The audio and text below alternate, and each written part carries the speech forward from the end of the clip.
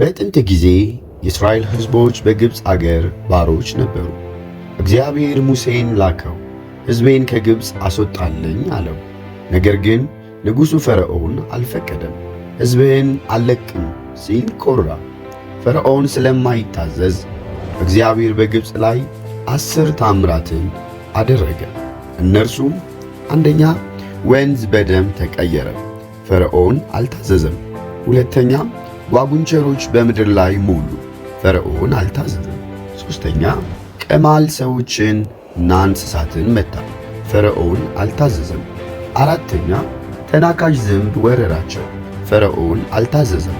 አምስተኛ፣ ሞት ሁሉንም እንስሳት ገደለ፣ ፈርዖን አልታዘዘም። ስድስተኛ፣ የእባጭ ቁስል ሰዎችን መታ፣ ፈርዖን አልታዘዘም። ሰባተኛ፣ በረዶ የቀላቀለ እሳት ከሰማይ ወረደ፣ ፈርዖን አልታዘዘም። ስምንተኛ፣ አንበጣ ሁሉንም አትክልት በላ፣ ፈርዖን አልታዘዘም። ዘጠነኛ፣ ጨለማ እስከ 3 ቀን ምድርን ሸፈነ፣ ፈርዖን አልታዘዘም። አስረኛውና የመጨረሻው በጣም ከባድ ነበር። እግዚአብሔር በግብፅ ሁሉ የበኵር ልጆች መቅጣት ጀመረ። ነገር ግን ለእስራኤላውያን ተስፋ ነበር።